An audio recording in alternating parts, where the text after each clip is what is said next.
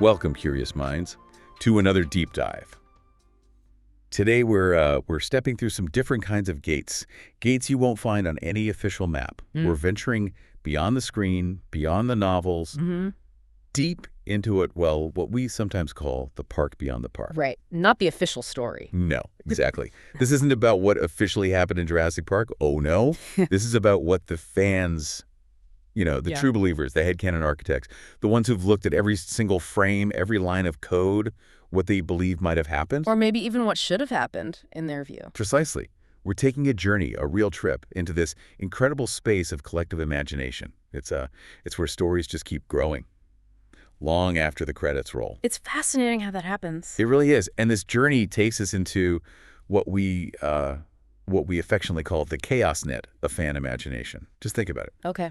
Late night message boards, just humming with these wild ideas, obscure Reddit threads where, these intricate theories just bloom and get pulled apart piece by piece. Oh, yeah, I've seen those. TikTok breakdowns, analyzing a single glance, a sound effect, finding hidden meanings, modded game lore that literally rewrites the DNA of the games. Changing the rules entirely. Exactly. And Wishful rewrites that stretch canon until it's, well, almost something else entirely. Look, every fandom has its myths, right? Its whispered legends. Sure. But Jurassic Park, it feels like it breeds this living mythos. It mutates, it evolves, it escapes its own boundaries, kind of like the dinosaurs themselves. That's a great way to put it. So yeah, we're here for a deep dive into these fossils of longing, these fan theories. And that's really our mission here, isn't it? To uncover those hidden layers. But let's be absolutely clear right up front. These theories, they aren't canon. Right. Important distinction. They're not sanctioned by the creators. They don't overwrite the original work, the brilliant stuff that started it all. But what they are, they're these incredibly powerful expressions of how stories resonate, how they get inside our heads and just evolve in our collective thinking, long after we've put the book down or left the cinema. Yeah. So we're framing this whole discussion as an exploration, curiosity over certainty. We're just going to let the narrative unfold, almost like finding some long-forgotten truth swimming up from the depths of all these online theories. I like that. Curiosity over certainty. And what's amazing is the range. I mean, some are, frankly, pretty silly, just pure fun. Oh, definitely. Some are wild. But others, they feel almost sacred, deeply philosophical, thinking about the big questions in the story about us. But here's the thing, the key thing about all of them. What's that? All of them are alive. They pulse with that energy of imagination, breathing new life into these characters, these situations we thought we knew. So our goal, really, is to try and unearth the most important nuggets, the insights from this huge living mythos.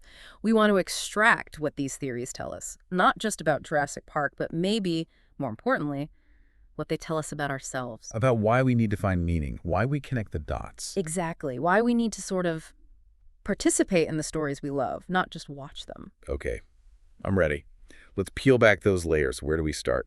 Core narratives reimagined, where headcanon becomes, like you said, a heartbeat. Sounds good. All right, first stop. This one genuinely gives me a shiver. The idea of the sentient silence. This isn't just, oh, the Raptors were smart. No. Goes deeper. It's the belief that the smart Raptors knew.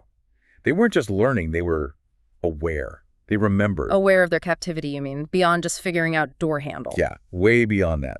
The theory posits they were, well, the chilling phrase is reading us, watching us. Okay, that is chilling. Think about that. Yeah. Not just apex predators acting on instinct, but perceptive, calculating, maybe even understanding minds.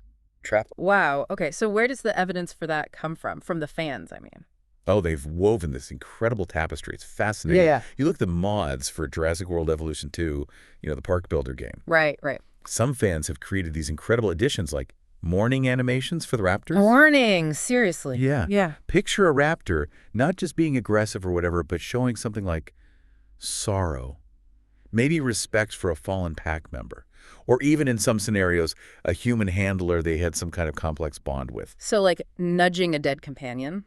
Yeah, or pausing. Exactly. Head bowed, maybe, before moving on. It completely shifts how you see them, right? Turns them from monsters into beings. Beings with inner lives. Yeah, that's a huge shift. Then you've got fan fiction. I mean, tons of it. I've read these really poignant bits where a specific raptor, maybe Echo, or even the big one from the first film, is shown genuinely recognizing a kind staff member, showing this flicker of something, not just predatory drive, like a moment of understanding, maybe reluctant respect before, everything goes nuts again. So sustained relationships in these stories, not just one-offs. Yeah, building whole narratives around these complex bonds.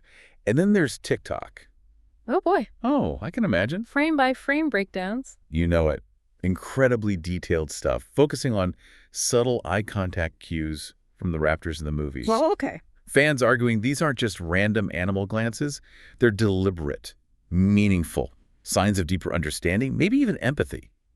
Or at least this really unsettling awareness of their captors. Like they know they're being watched and they're watching back. Exactly. One video I saw meticulously broke down that whole kitchen scene, arguing the Raptors weren't just hunting, they were learning the layout, communicating complex tactics. It makes you rewatch everything differently. It absolutely does. And what's really fascinating here, beyond just how cool the theory is how it completely reframes the whole story, doesn't it? How so? Well, it shifts Jurassic Park from being about, monsters, these primal forces we unleash, to being about misunderstood minds. Yeah. And that raises this huge question for us, for the audience. What does it actually mean if these predators aren't just instinct-driven animals? What if they are truly cognizant, aware, trapped by our own arrogance? Our desire for control. Precisely. If they understood captivity, if they remembered, if they recognized people, then horror isn't just, oh no, I might get eaten. That's moral. It's a deep moral dilemma. It's about a new kind of sentience we enslaved, we commodified, and then, predictably, we totally underestimated. The conflict becomes less about survival, more about this tragic impossibility of us coexisting, given our need to control everything. Wow. It adds this whole philosophical layer to what seemed like, a creature feature. Exactly. It forces us to think about the ethics of creating intelligent life just for spectacle. Yeah. It's not just scary, it's deeply unsettling. Challenges our whole human-centric view. Okay, so from potentially misunderstood minds, let's pivot. Let's talk pure calculated malevolence, or at least that's how the fans see him. Dodgson. Ah, Dodgson, yes. The man in the hat. The man with one line in the 93 film, barely a cameo, right? Hands Nedry the can, poof, gone. Dodgson, we got Dodgson here. Yeah? Yet. In the fan circles, in the lore communities, he's not minor. He's been elevated to the architect of collapse, the ultimate puppet master. Hidden hand behind everything. It's wild how that one brief scene morphs into this massive, all-encompassing conspiracy. How did that even happen? Fan imagination fills the gaps, right? They needed a bigger villain. Apparently. So fans claim his influence was way bigger than just bribing Nedry, way more insidious. Okay, like what? This theory says he bribed all of Hammond's rivals, not just Biosyn, anyone competing with InGen, anyone wanting their secrets. Think about the corporate espionage, backroom deals, all run by him. A one-man industrial espionage machine. And get this, they think he wasn't just trying to steal embryos that one time. He was actively seeding sabotage through genome leaks for years. Sabotage? How? Maybe subtle genetic corruptions, leaking flawed data, outright corporate spying, anything to make InGen's work unravel from the inside, clearing the way for his own plans. Laying the groundwork. Yeah. Okay. And here's the big one, the really audacious claim that ties it all together, the Indominus Rex, the D-Rex from Jurassic World. Yeah. What about it? The theory suggests it wasn't just Wu's creation or, corporate greed gone wild. No, it was a prototype of his. Dodgson's prototype. Yeah, the culmination of his long game. A weaponized, uncontrollable asset designed to wreck the park, destabilize everything so he could swoop in and grab the IP. Wow. From a cameo to the ultimate supervillain. Exactly. Okay, a criminal genius pulling the strings across the entire saga. It absolutely is wild how characters expand like that in the fan consciousness. Yeah. And connecting it to the bigger picture, Dodgson's transformation, it really fills a specific narrative gap, doesn't it? What do you mean? He becomes the dark mirror to Hammond. Oh, interesting. How so? Well, Hammond, for all his flaws, had this naive sort of utopian vision, right? Sharing wonder, even if it was dangerous wonder. Yeah, flawed idealism. Dodgson, in this fan view, is the opposite. Pure, undiluted corporate cruelty, unchecked ambition, no ethics. For him, it's never about wonder. It's about weaponizing life for profit, period, whatever the cost. The soulless pursuit of gain. Exactly. So In the forums, you constantly see him called the Jurassic Moriarty, this master criminal orchestrating things for decades. It gives the whole series this overarching, sinister antagonist that maybe wasn't explicit in the films. A long-game villain. Right, which many felt was kind of missing. It provides a shadowy, persistent threat that can explain a lot of the disasters, making it feel less like a series of accidents and more like a conspiracy. It gives the chaos a face. It does. It simplifies it, makes it more digestible, maybe. Which is, a very human thing to do when faced with overwhelming disaster. Yeah. Find someone to blame. That's a really sharp point. We do need that singular villain sometimes. Yeah. All right, are you ready for a theory that might just completely flip how you see Jurassic World? Ooh, okay. Hit me. This one. It's a proper mind bender. We call it the illusion as product. The illusion as product, okay. It's this really provocative idea that Jurassic World, the park we saw in the 2015 movie, it never actually existed. Not as a real place for tourists, anyway. Wait, what? So, no visitors? The theory says no. It was merely a virtual showroom for investors. A virtual showroom, like a simulation? Essentially, yeah. A massive, elaborate pitch. A high-tech presentation designed purely to impress potential stakeholders, secure funding, sell the idea of the park. No real crowds, no actual kids screaming on rides, just a performance. Okay, wow, that's out there. What's the evidence fans point to for that? Well, once you start looking at it through this lens, it's surprisingly compelling. They point to unrealistic crowd reactions in the film. The audiences seem almost too calm, too orderly. Even when things start going wrong, like actors hitting their marks, not like genuine panic. Compare it to real theme park chaos footage. It feels different. Staged. Huh. I never thought of that. Okay, what else? The almost too perfect branding. Everything is just immaculate. The gift shops, the ride designs, the pristine surfaces. It looks less like a functioning, messy theme park and more like, well, like a high-gloss corporate brochure brought to life. Like a rendering, you mean? Exactly. It feels like a rendering, not a lived-in reality with thousands of messy humans running around. Okay, I can kind of see that. The aesthetic was very clean. And then the big one for the logic pickers. Inconsistent logic of park operations. Oh, the logistics. Yeah. Fans dissect scenes, pointing out stuff that makes no sense for a real park. Why are the gyrospheres so easy to break into? Why is the control room seemingly so small for managing that many dinosaurs and people? Why does the staff seem so unprepared for the inevitable disaster? Things that wouldn't fly in a real park with real liability. Exactly. Yeah. But they argue these things make perfect sense if it's just a staged demonstration, where looking good is more important than actual safety protocols for the public. It's all marketing. Perception management. Wow. Okay, so the whole thing is just a show. A very convincing show, but still a show. That's the theory.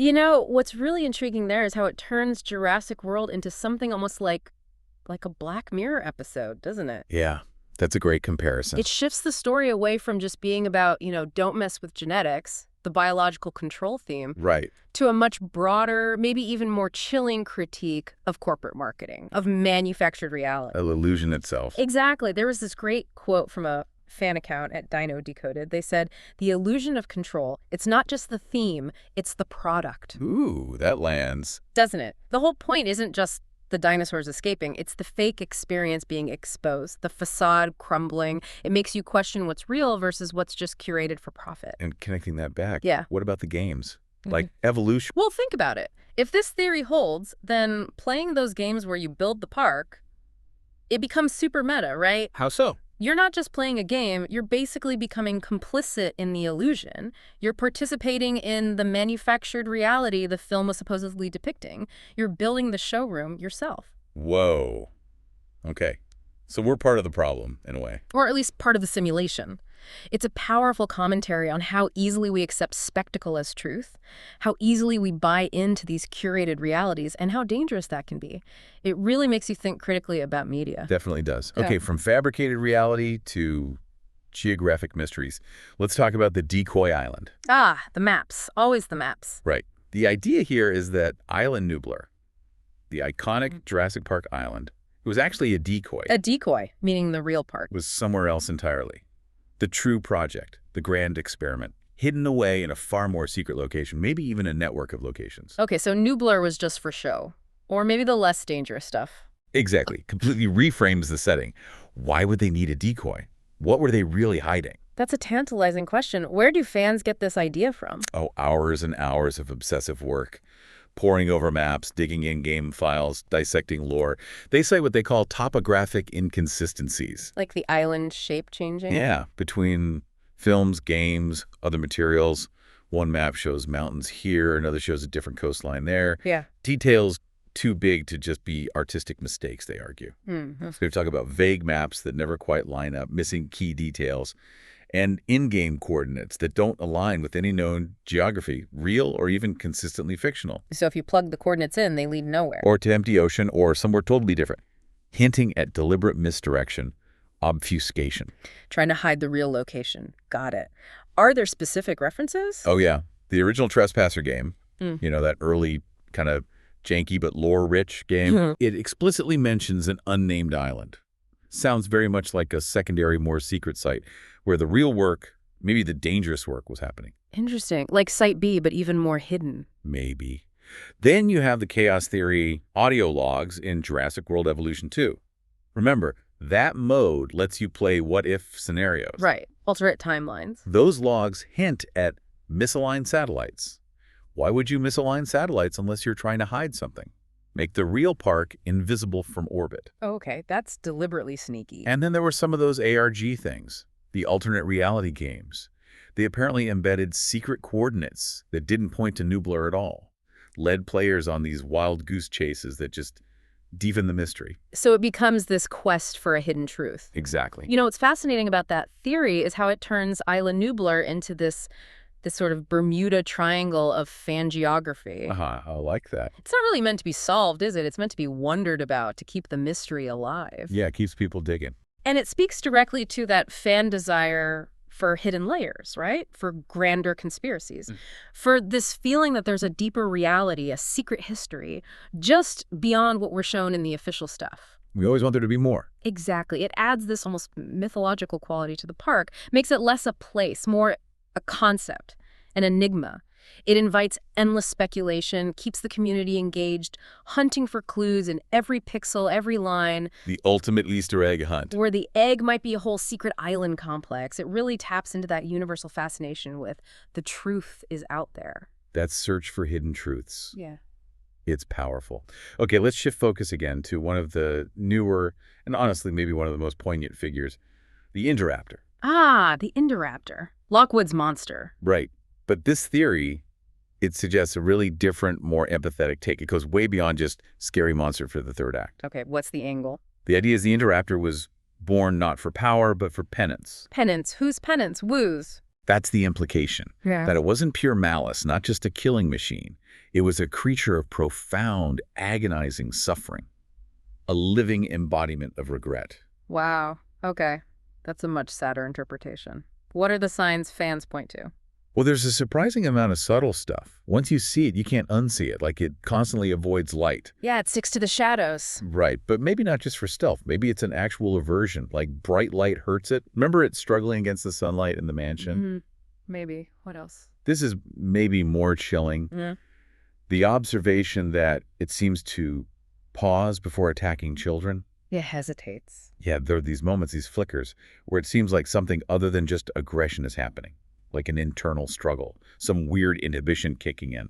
Very unusual for a creature supposedly designed for pure predation. That is odd, and it's design. Elegant, right.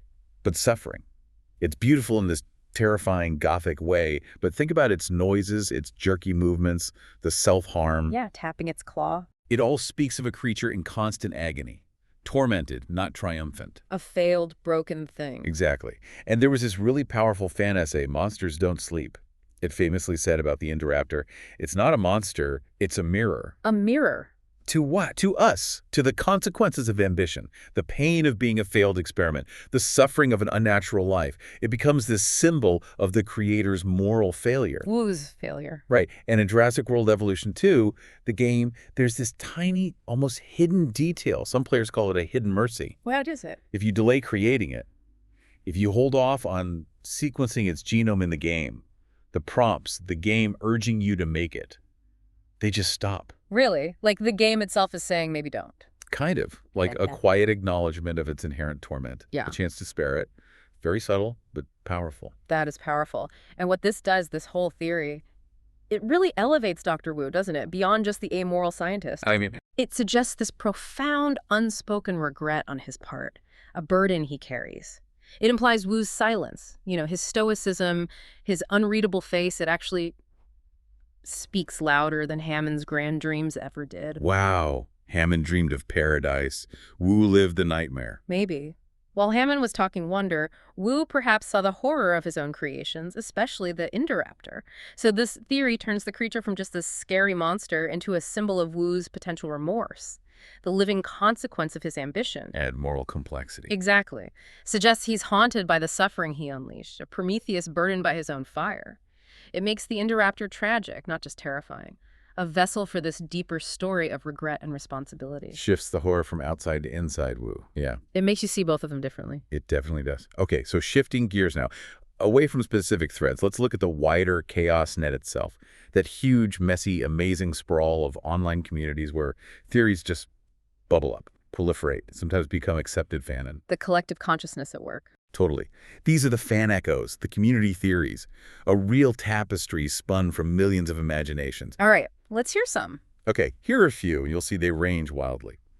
This first one, kind of whispered like a secret, the Mosasaurus isn't a real one, it's a mutated sea chimera. A chimera, not a real mosasaur. Nope. Imagine, not resurrected, but stitched together. An aquatic Frankenstein's monster from different marine DNA, just for sheer spectacle. Why? Who knows? Shock value. Okay, that's creative and disturbing. What else? This one's maybe more hopeful, more spiritual. Blue is Hammond's spirit, protecting the last good spark. Blue, as Hammond's ghost. Kinda. The clever girl, the survivor, imbued with the founder's soul, acting as this ethereal guardian, subtly guiding things, protecting the innocent, a spiritual sentinel. A protector raptor. Okay, less scientific, more mystical. Yeah. And then there's this really profound one. You see it discussed in media analysis forums. Jurassic Park is queer code power feared, then unleashed. Queer code, how does that map? Well, it looks at the themes of containment, breaking free from norms, the inherent wildness, through a lens of identity and liberation. The dinosaurs, feared and misunderstood, symbolize marginalized groups whose power is repressed but eventually breaks free from oppressive systems. Interesting. Using the park as a metaphor for social structures. Exactly. Connecting this to the bigger picture, it's clear fans aren't just watching Jurassic Park. They're actively mapping it onto this incredibly diverse range of ideas, right? Academic theories, social theories. Turning it into a framework for thinking. Absolutely. They use it to explore stuff like trauma theory, looking at how everyone, humans and dinos, deals with shock, loss, the psychological fallout. Yeah, the PTSD is pretty clear in some characters. Right. And they apply sharp capitalist critique, seeing the park as the ultimate symbol of commodified nature, unchecked greed, where life is just an asset or a liability. Everything has a price tag. Some even map it onto AI rebellion narratives, viewing the dinos not just as animals, but as organic versions of self-aware systems breaking free from human control, mirroring our fears about actual AI. Wow. So the story is incredibly adaptable. It really shows its resonance with all sorts of contemporary concerns. The core themes are strong enough to be reinterpreted constantly, and what's also fascinating is how this goes beyond just talk. Some modders in the games. Yeah, what do they do? They've literally changed the game's DNA rules, made creatures mortal, introduced real ecological collapse, made decisions irreversible. They're putting their own philosophical takes into the game mechanics. Challenging the whole control premise of the simulation itself. Exactly. So these theories, it really feels like that's where the players become authors, actively shaping the story, making it their own. That's incredible. Players becoming authors. That's powerful. Which brings us nicely to the meta-narrative, doesn't it? The deeper layer that a lot of fans tap into, beyond the plot, to the core message. Back to Crichton. Back to Crichton. And that profound warning he gave us. And when I say this, you really have to feel the weight, the awe behind his words. Yeah. The danger is not the dinosaur. It's the illusion of control. Chills every time. He wasn't just warning about cloning, was he? Not at all. It was something much deeper, more fundamental about us, about human thinking. And this is exactly where the fan theorists pick up the ball and run with it. They take Crichton's idea to its furthest point. They argue Jurassic Park is fundamentally not about biology. It's about belief systems. Belief systems, how so? It's not just about the science of making dinosaurs. It's about the beliefs that let us think we can contain, control, and profit from raw, untamed nature. It's about our hubris. Our arrogance. Exactly. And they do this really sophisticated symbolic mapping. The dinosaurs themselves, they become commodified spectacles, stripped of their wildness, their ecological role, just entertainment products, assets, numbers, the perks. They become curated risk for profit. Environments designed to extract maximum value from our awe and our fear, all while pretending safety is guaranteed. Selling the thrill, managing the liability. And chaos. Chaos, in this view, is the unbranded variable, the thing you just cannot control, cannot slap a logo on, cannot monetize, the fundamental force that always breaks through our designs and exposes the illusion. Life finds a way. Becomes the unmarketable truth. Precisely. And what's really sharp is how fan channels, online communities today, they take this mapping and apply it directly to modern corporations, drawing parallels that hit close to home. Like who? Well, you see casual but respectful comparisons. InGen, with its secret ambition to control life compared to Google, trying to organize and control information, our experience. Oh, okay, I see that. Biosyn, the shadowy rival, weaponizing science. Likened to Meta, building these immersive virtual worlds where controlling reality or our perception of it is the product. Wow. And Dr. Wu, the geneticist, creating new life. Compared to OpenAI, pioneering AI, raising all those ethical questions about creating powerful things that might escape our control. The parallels are definitely there. So the core meta lesson, the Crichton whisper amplified by the chaos net, is this. The ultimate point of Jurassic Park isn't really about genes or survival. It's about what we do with wonder, with science, with life itself, when we wrap it in logo. When do we package it and sell it? Yeah. It's this powerful, enduring commentary on innovation ethics in a capitalist world. What happens when profit eclipses everything else? It is a sobering thought, isn't it? How easily wonder gets commodified. Okay. As we kind of head towards the end of this deep dive, let's touch on just a few more threads, more echoes from the web, maybe less central, but they perfectly show that boundless, sometimes wonderfully weird fan imagination. The late-night rabbit hole theories. Exactly. The kind you stumble on and they just stick with you. All right, let's hear them. Okay, first one. Listen close, like it's a secret. Ian Malcolm is a time loop entity. What? Malcolm? Yeah. This theory pops up on Reddit, Discord. The idea is he doesn't just survive against the odds. He always survives, always warns. So he's repeating it. Some fans genuinely think he's the constant in a temporal recursion. Sent back again and again, doomed to witness the chaos, warn everyone, predict it, but never actually stop it. Wow. That gets his survival and his quips a whole different meaning. Less a man, more a prophecy. Kinda. Makes him almost mythical. Okay, next one. Moving from speculative to passionately argued. Jurassic World Evolution 2 is canon. The game is canon. How? Specifically, players argue that the chaos theory mode, where you replay and change film events, represents true timelines, not simulations. So their playthrough is the real story. For them, yeah. The choices they make, the outcomes in the game, they aren't just what-ifs. They're the real paths the story could have taken. They argue their version makes more sense or fits the characters better. Fascinating, asserting their own authorship by pulling the game into the lore. Exactly. Okay, last one. Another one whispered like a dark conspiracy. Mount Sibo eruption was planned. The volcano in Fallen Kingdom. Planned? By who? That's the mystery.